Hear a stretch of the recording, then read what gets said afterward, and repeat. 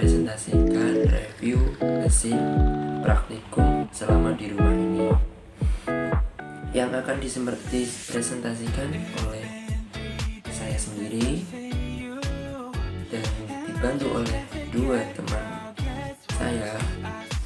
Yang pertama ada Inaya Amalia, nggak tahu namanya bener apa nggak salah. Yang kedua Ita Huljana. Mereka kami akan menjelaskan sedikit review tentang praktikum enzim alfa amilase. Simak presentasi dari kami. Enjoy. Praktikum aktivitas enzim alfa amilase pada saliva. Tujuan dari praktikum ini yaitu untuk memahami beberapa faktor yang mempengaruhi aktivitas alfa amilase pada saliva. Pada kinetika reaksi telah diketahui bahwa ada zat yang dapat mempercepat reaksi yang disebut dengan katalis.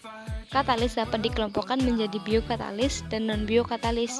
Berbeda dengan non-biokatalis, biokatalis bekerja sangat tergantung dari kondisi lingkungannya.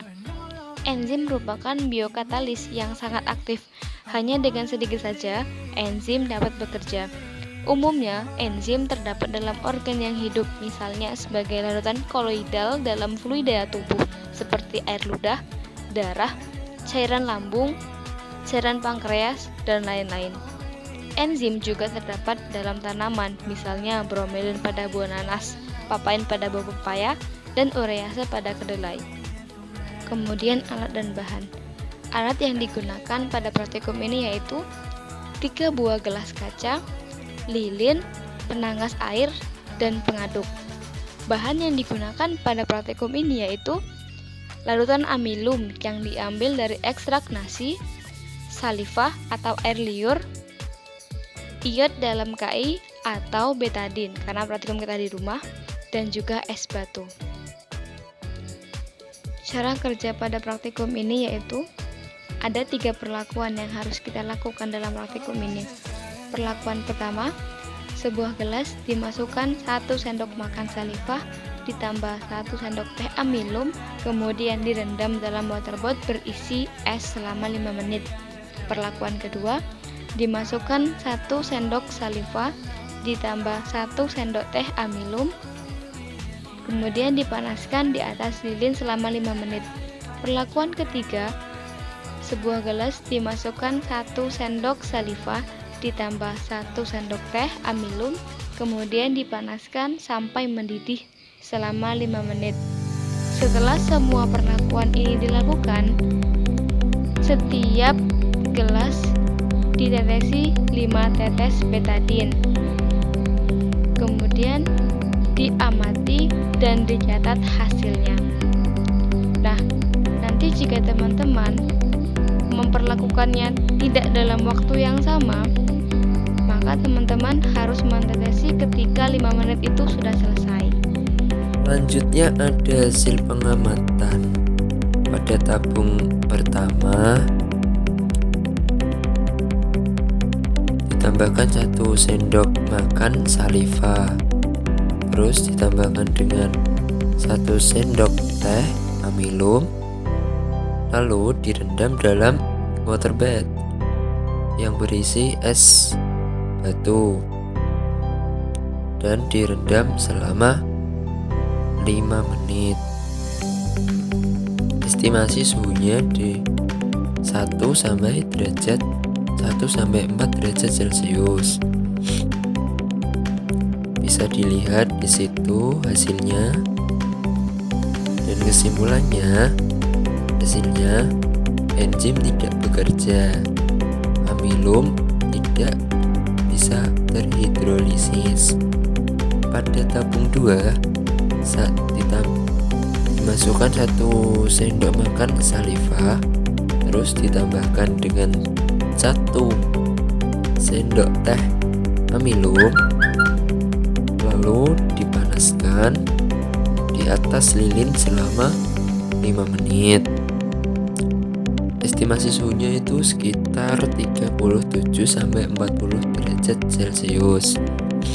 Hasilnya bisa dilihat di situ pada gambar.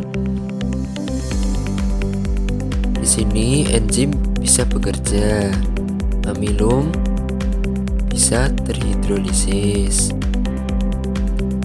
Pada tabung ketiga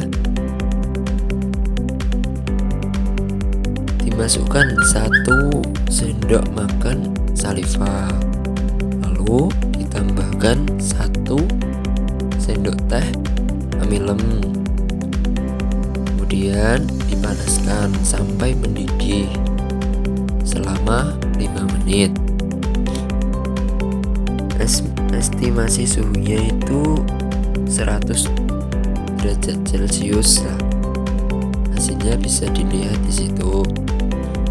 Pada tabung ini enzim tidak bisa bekerja dan amilem tidak dapat terhidrolisis. Mengapa? Karena nanti akan dibahas di pembahasan.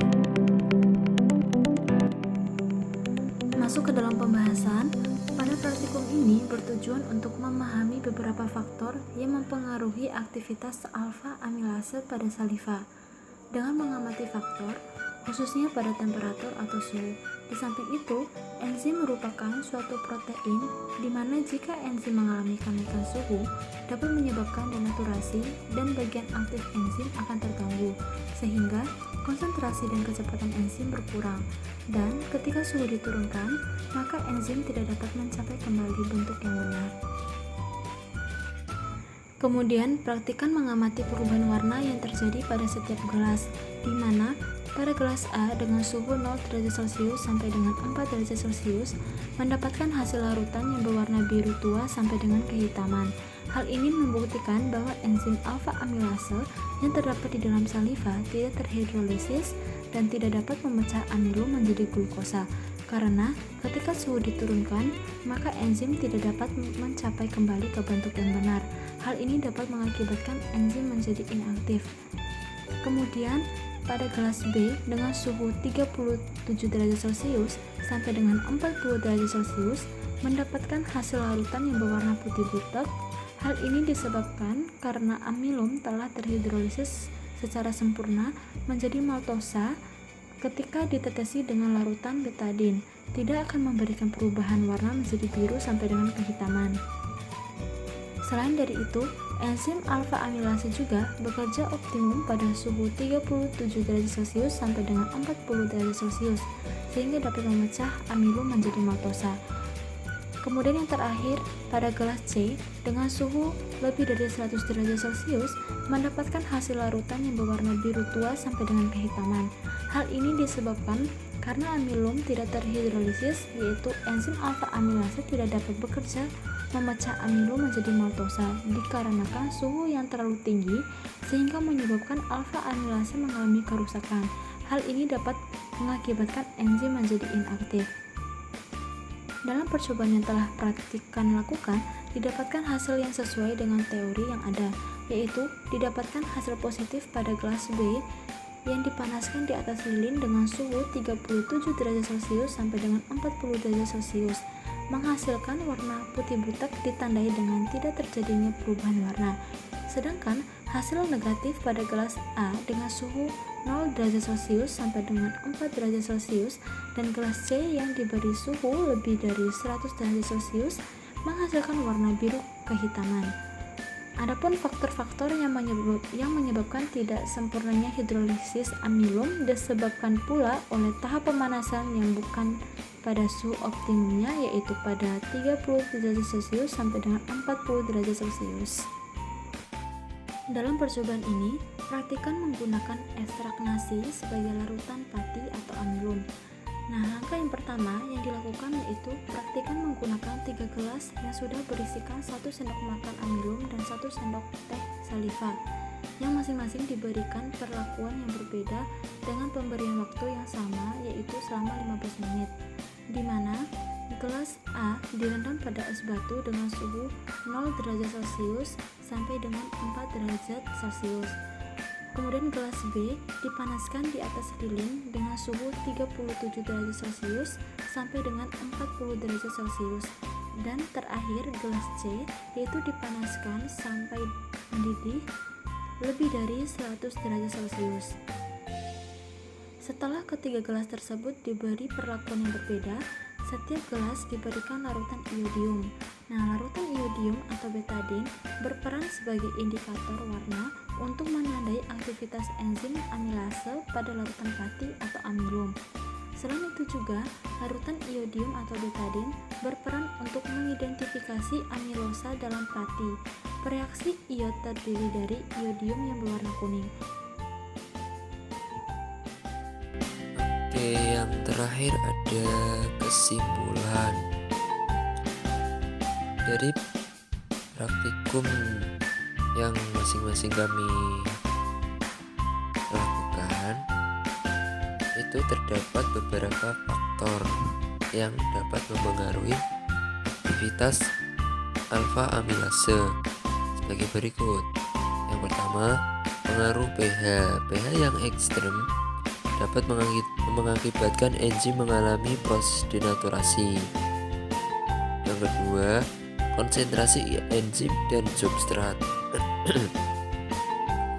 Semakin banyak enzim reaksi akan semakin cepat. Sebaliknya, apabila enzim sedikit, maka reaksi yang terjadi juga terlambat atau lambat. Yang terakhir yaitu temperatur atau suhu.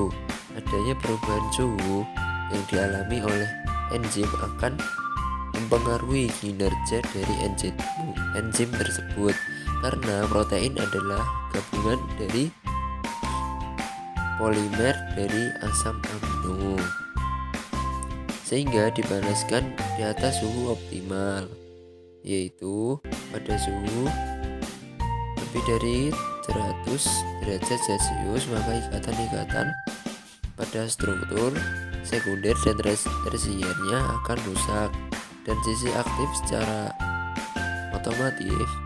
otomatis akan berubah bentuk dan substrat tidak akan cocok.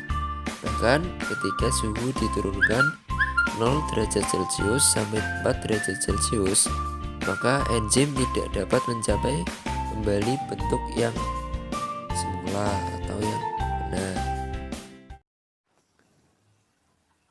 Jangan lupa like, comment and subscribe.